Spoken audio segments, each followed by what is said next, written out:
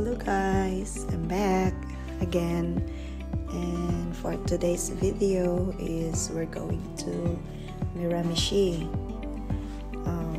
Early morning kay mi ani ni lakaw ani guys kay kuan kanang sana kanang 10 o'clock 10 to 10:30 yata ang ilang duwa sa akong pamangkin, which is basketball na naman kay last week dito mi sa Moncton, and this week sa Miramichi na pud mi, and mauna kanang it's 2.5 to 3 hours ang travel ani, almost same po sa Moncton. And actually we're here in New Brunswick, so medyo naikot-ikot na nila ako diri mga places sa New Brunswick kay tungod ang iyang laro niya basketball na bisan asa lang maraming inter-school.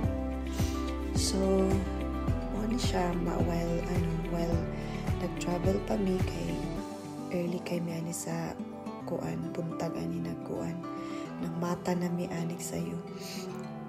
So karon guys, winter dire, and then medyo wala pa ni snowstorm, so okay pa ang dalan kay if mag snow na gyud, so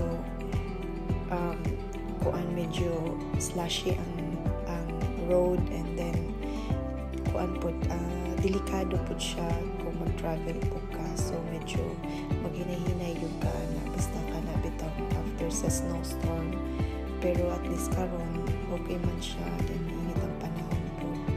Kung na siya init, pero tugnaw gihapon nga naman na diri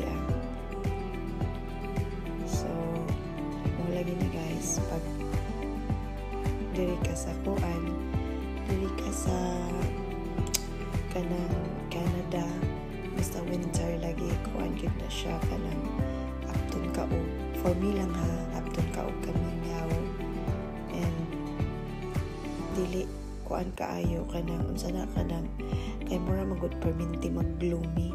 So pag ani bitaw nga init ang panahon, amura na bitaw siya init, ganahan ko mugawas, ganahan ko mag-walking, bahalag ang minus 20 pa na ang kabugnaw niya, pero ngalan nga kuan ay mo na ni guys kaning ilang bridge nila kuan na taan ni kanang sulod na taan sa Miramichi, so hapit na taan ni mo abot. So mo lagi to balik ta adto, basta kanabitang kuan kanabitang init siya, pero minus 20 paghihapon ang kuan niya, ang kabugnaw. Ganahan gahapon ko mugawa sana kay mura magud alive magud kung basta init ang kanang makakita kag init, pero makakita kag sun ba, pero kung gloomy bitaw siya, murag magluya po ko, murag kapoy kayo ilakaw kay magputos-putos na po kasi imong lawas, imong pila ka kuan diha, pero ako maghitik ko guys kay tugnawunan lagi ko. So aside sa akong mga t-shirt and everything din maghitik sa ako mag kuan, suot ko hitik nga kuan, so partner yun na yan mo lagi to. So pero nice man pod kung mag-travel bitaw kaing ani mo road trip nimo, kanang daghan pud ang makita nimo pud nga mga kuan ba nga kanang mga play kanang mga bitaw guys, para mawala na pud imong kamingaw niya, kanang kuan na pud ka kanang pasounds lang ka may so alam mo na ni guys ilang kuan ilang town siguro ni Miramichi.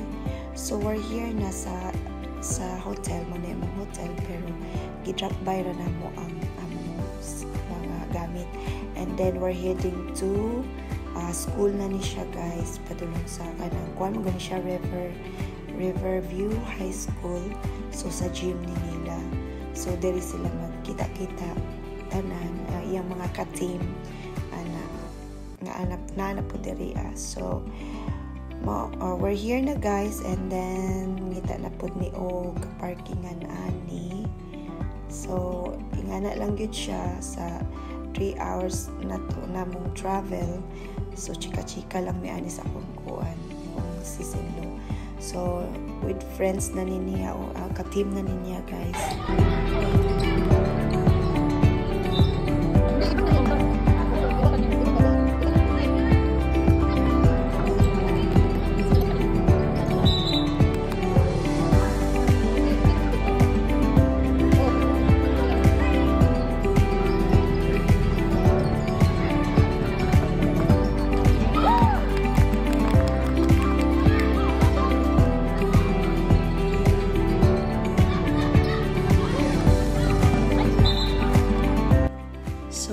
This is it na guys. So after na ni sa ilang game and then award time, so daog ni sila ani sa game nila. So ang akong pamangkin ani kay she's in the mood na nagduwa og basketball.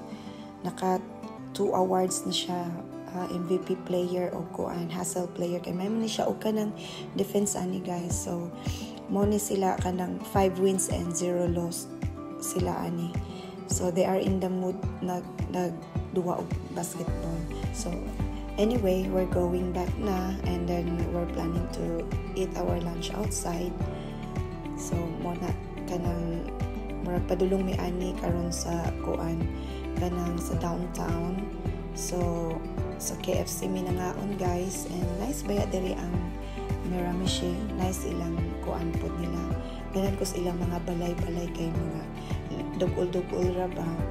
Then kani siya, we're going heading to hotel ni ani guys.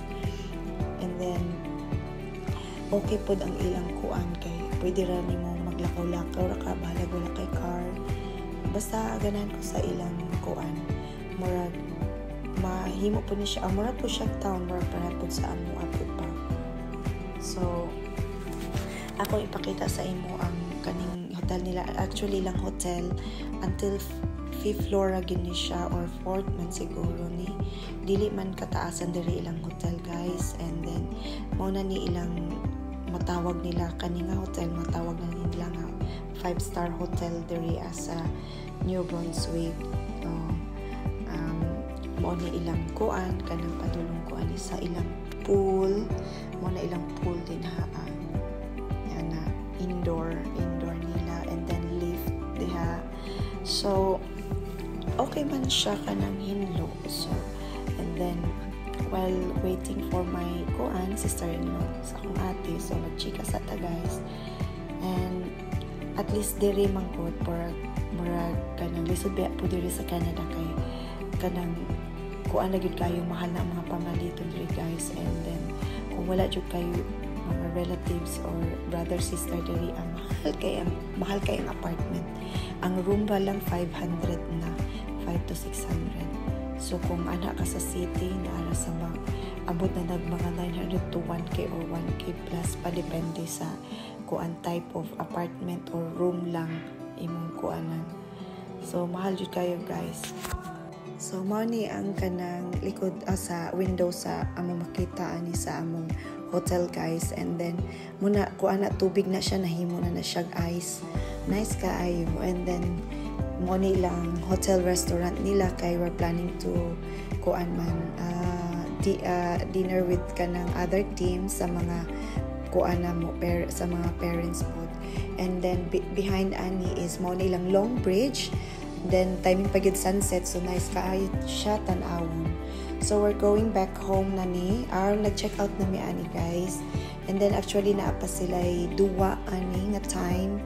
And then kuan after ani manguli na mi, pero we're planning to drop by muna sa church.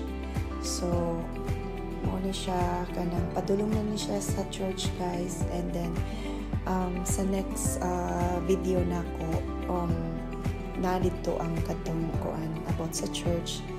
Nice kaayo siya. It's an old church. And then malabyan kanipod siya, malabyan nimo ang bridge ani o. So okay kaayo kanang nindot siya tan-awon mura pug ala New York and style nga kuan bridge.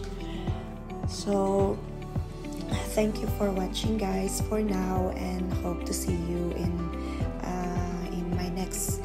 vlog, in my next video. And then, si amping mo kanunay, and thank you guys. See ya. Bye!